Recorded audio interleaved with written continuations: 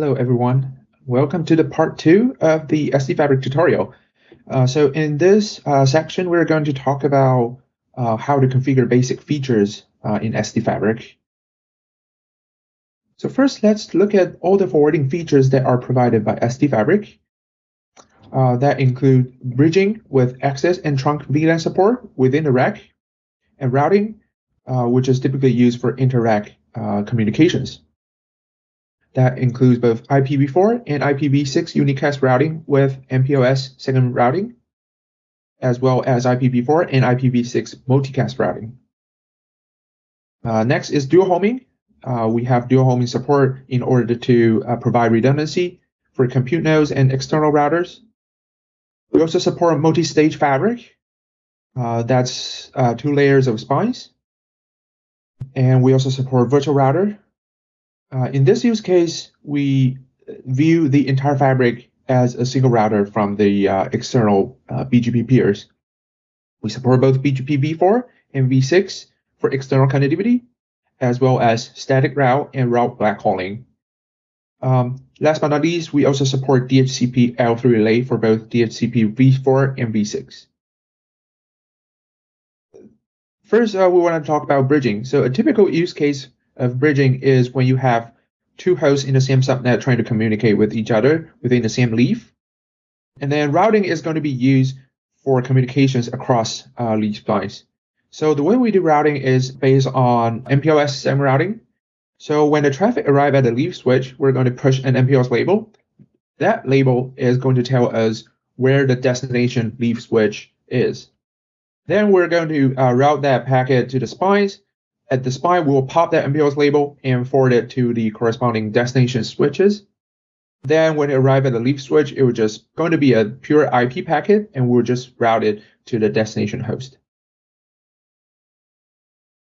For multicast, as you can see here, we have a multicast source. We do replications whenever that's necessary. So as you can see, assuming we have 3 hosts over here as the multicast client or the multicast group member, this multicast traffic will be replicated via spines and leaves. And when the link actually fails, our multicast control logic will fail over that multicast path to use a different alternative path whenever it's available. Dual homing shows the case where we have host failures and link failures. For example, this host over here is a dual home host. And we assume the original traffic coming in on the left-hand side. So when this link actually fails, when we have a global failure over here, when we say global, meaning that failure actually affect more than just one host. Because if this link between the leaves and bind fail, it will affect all the hosts attached to this leaf, not just this host. So that's what we consider as a global failure. In that case, the reroute mechanism will kick in, and we will reprogram all the leaf switches on source side to actually reroute the packet to a different leaf. There are some other cases where the failure is restricted to just a single host. For example, when the link between the host and the leaf switch goes down. In this case, we don't need to do the full reroute for the entire subnet because other hosts are still reachable via both leaves, right? So in this case, what we do is we do a local redirection on the leave on the left-hand side and redirect the traffic through this, what we call the pair link, to the right-hand side, and then forward it to the host. And note that this pair link is only used to recover local failure because it has less bandwidth compared to the leaf spine. So that we try to limit the use of that pair link. This diagram shows how we support multi-stage. As you can see, we have a 2x2 leaf spine on the left-hand side, the blue one, and then we have a 2x4 leaf spine on the right-hand side, the green one. So what we do here is we, very similar, we push an MPLS label at the first hop that going to identify the destination leaf. But when it gets to the spine, we try to retain that MPLS label because we still need that information on the other side in order to determine who's the actual destination switch. So we keep that MPLS label, send it to another spine, and then here is where we pop the MPLS. So the last segment is going to be a pure IP traffic, and and then once it reaches the destination leaf, it will get forwarded to the host. vRouter is somehow special because the way we implement vRouter is quite different from how people typically do that. Traditionally, people will think about vRouter as, for example, like a VM or a container running on one of the server. But the problem of that is all your traffic will need to get routed through that vRouter, and that naturally create a bottleneck. So what we do here in SD Fabric is that we have a small routing protocol speaker called Quagga. That's a software implementation. Quagga will speak BGP v6 and v4 with the upstream router to exchange routing information. And once it received all the routing information, it pushed that information to Honest, our SDN controller, through FPM interface. Then Honest has the knowledge of the entire network fabric internally, right? So it will program all the leaf spine through P4 runtime accordingly. So all the leaf and spines knows if I want to reach the upstream router, I have to route it to this particular leaf.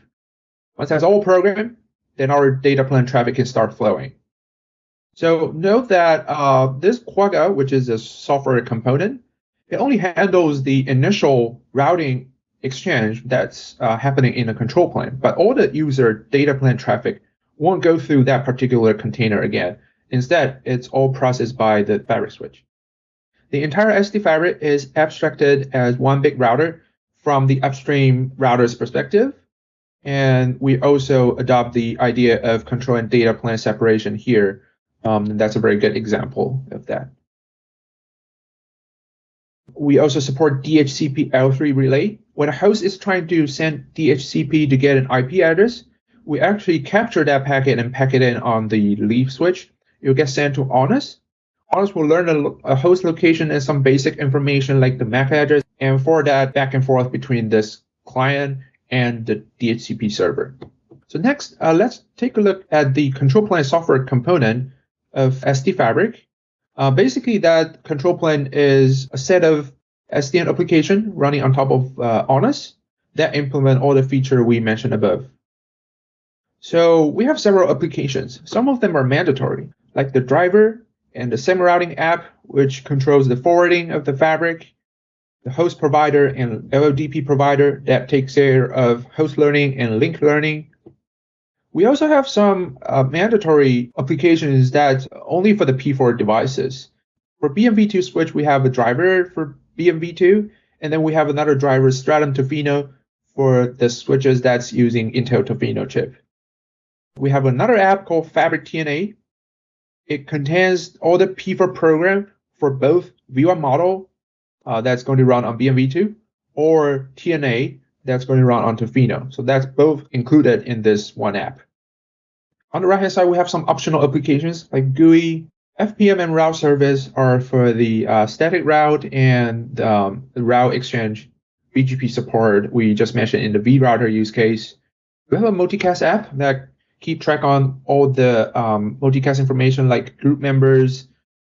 The DHCP relay handles the DHCP packet between the clients and servers. We have router advertisement, that's a special application for the IPv6 use case. Host probing provider is specifically used to probe the host in the dual home setup. And then we have netconfig host provider that allow us to statically configure hosts. And then finally is our UP4 app, which is our 5G UPF control application. So let's now take a look at the configuration of the system. We have several configurations inside SD Fabric. The first part is the configuration for the control plane. So that's implemented using Honest Network Config, or sometimes we call it netcfg. So this is how a network config will typically look like. There are two very important sections in it. The first one is the device section, and then the second one is the port section. So we have one device section for each switch, and then one port configuration per edge port and pair port. Note that we don't need to configure the infra port, which are the ports that connect leaf and spines. Those will be discovered automatically by link discovery protocol, and we don't need to configure them. So let's look at the device configuration first. The very first one is the ID of the switch. And then we also need to specify the management address of the switch. That's typically the P4 runtime and GNMI endpoint. This will be the endpoint that Honest will try to connect to and to find the Stratum agent. The next part is the driver and pipeconf. So here in this particular tutorial, we're going to use Stratum BMV2 since we're going to run it in a BMV2 emulated environment. When you're going to use that in physical Tofino switch, you'll need to change this to Stratum-Tofino. The pipeconf here is also slightly different between BMV2 and Tofino as well. Here, this one we use Fabric UPF.bmv2 that's specifically built on top of V1 model. And then these are just a few display name and location on the UI for display only. Then the next part is the second routing part. The first one is the IPv4 node SID. That's the second ID. And it can be arbitrary value, but it has to be unique across the system. Also, this value is going to be used as the MPLS label when doing semi-routing. So we want to make sure that we don't use reserved MPLS label. That is the label ID less than 16. Next is the IPv4 loopback. This is the loopback address of the switch. This can also be an arbitrary value. For example, most of the time we put the management IP in this field, but it has to be also unique across the system. Next is the router MAC. And when switch ARP for the gateway, we're going to use this router MAC to reply the ARP request. Again, this can also be an arbitrary value. Most of the time we use the management MAC address, but it has to be unique across the system. The next one is more trivial. It's called edge router. It's going to be set to true when it's a leaf and set to false when it's a spine. Next, it's this field called adjacency SID. This one is no longer in use, so we just keep an empty array here. So that's all about device configuration. Now let's take a look at the port configuration next. In the port configuration, we specify VLANs and subnets of a port. So let's first take a look at the VLAN. The port configuration would typically include the port identifier that include the device ID and the port number. We can also give this interface a user-friendly name. And then here we see this notion of VLAN ONTAG. This is equivalent to access port or ONTAG ports in traditional networking. We expect to see ONTAG packet coming into this port, and we will push VLAN 100 in this example internally in the switch pipeline. We have another example down here that has the notion of VLAN tagged. And note that VLAN tag is actually an array of VLAN ID instead of just a single value. So this is equivalent to the trunk port or tag port in a traditional network. This means we're expecting a packet coming in that is already tagged with VLAN ID 100, and we'll try to keep the tag when we transport this packet across our network. It is possible to have more than one trunk VLAN for a port. Okay, next, there is also a special VLAN called VLAN native. Note that we don't use VLAN native in exercise 1, so we create this fiction port 9 on this leaf switch to explain how this works. So you can see that for a native port, you need to have a tag ID first and a native ID. So what this means is that this port will accept two kind of VLAN configuration. It could be either an on-tag packet coming in, and then we will internally tag the packet with VLAN 800. It can also be a tag packet coming in, and we will return that VLAN tag 900 when we transport the packet across the fabric. Next part is the subnet configuration. Here you can see 172.16.1.254/24. This one line actually revealed two very important information here. So the first information is that the interface IP of this switch interface is 172.16.1.254. And then the subnet on this interface is going to be 172.16.1.0/24. Okay, that's all about the VLAN and subnet configuration. Now let's take a look at the exercise environment. On the left-hand side, I have a list of useful commands, and then on the right-hand side, there are some visualization of that environment.